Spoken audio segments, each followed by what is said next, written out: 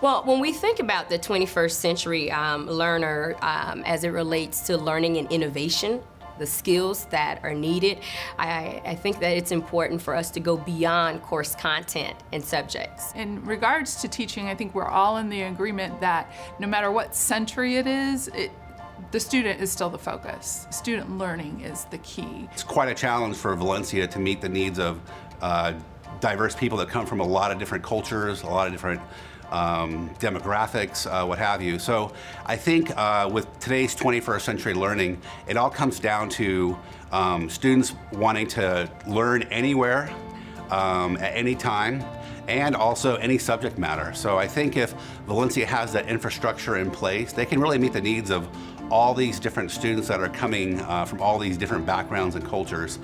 And in the 21st century, we have tools to really approach different kinds of thinkers. It's not the lecture, hope that they caught it, try to incorporate a couple of in-person teaching strategies and hope you got everybody. Now you really can cover your bases from multiple angles. And if you want to teach something, I mean, you can reinforce it. You can have resources online. You can still demonstrate it in class. You can have them do a homework exercise. So as a math faculty member, I need to look beyond the classroom. And I think every single faculty member does. And we don't know what our students are going to be doing in the next few years. The jobs that they're going to be doing haven't been created yet. And I think it's up to us to help them see the vision for the future and figure out how to get there. Is it really the 21st century already? That's the first question. For us, for in the arts, it's a really interesting time because the whole landscape is changing and things are really exploding. I mean, exponentially. The way things are viewed, the way content is distributed. So for us as educators, I think it's most important to prepare students to be able to adapt to changes. So like I like to think we're teaching people storytelling, but essentially we're teaching them how to be the architects of their own personal and career narratives. So to be able to empower them to adapt to the changes that take place, but also be empowered enough to be their own storyteller, to create their own narrative in that landscape. The world is no longer in a job place where you just do chemistry, you just do biology, or you just do math. Everything is interconnected, and so they have to be able to think outside the box, outside one particular course, and be able to make those connections and see how they are all important in solving a greater problem. Anybody can ask Siri or Alexa a fact, but this idea of how do you get to the answers that you need to then maybe collaborate with someone or work with a team to then find solutions to bigger problems, that collaboration piece, that inquiry piece of building those creative skill sets and communication sets that help you find the answers that are just beyond what Siri and Alexa can tell you. I think having some sense of media literacy ourselves is helpful. I know there are things that students ask me or say to me that I have no idea what they're talking about, or they bring things to class that I don't know what it is, but I know it's cool, right? So having some sense of literacy ourselves and awareness of how these things that are now important to them, like tablets and phones, how that can be helpful in the class, how it can be unhelpful in a class. But we have to kind of steer it towards how is this going to connect better for curriculum?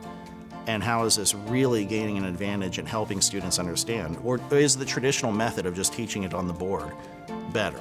And that's a constant game you have to play, and in terms of thinking and rethinking how you teach your course and deliver content. Technology itself changes rapidly, exponentially, constantly. It's very difficult, even financially, for us to keep up with the changes in equipment. Valencia has to continue to evolve and meet the challenges of the 21st century, because obviously I'm in technology every single day and it completely changes. And as a skill set, as an instructor in that field, I constantly have to be up to date.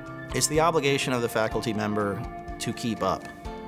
And probably not gonna get many fans on that one, but it is. It's, how do you say it? I mean, it is just part of the job to consistently reevaluate how you are trying to teach your classes and how you're trying to reach students, and to realize that they are changing more rapidly than they ever have. I mean, traditional students gone.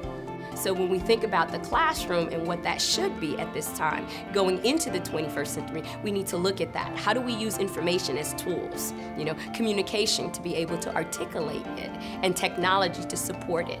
Because things change so quickly. 5 years from now, who knows what it'll be like. But if I empower students enough to be able to be the architects of their own narrative, then that's like a life map thing. I'm in my 3rd year of tenure, so I relate everything to tenure stuff now. I'm completely brainwashed. So that's essentially, I keep thinking that way, and it's a great approach. I mean, really, that's where we're teaching them how to curate their own experiences, as I read in somewhere, but to also to create their own narrative.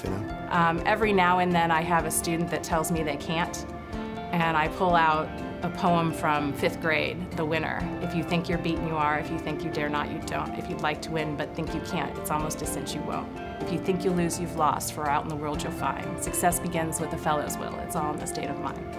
Life's battles don't always go to the stronger or faster man, but sooner or later, the man who wins is the fellow who thinks he can.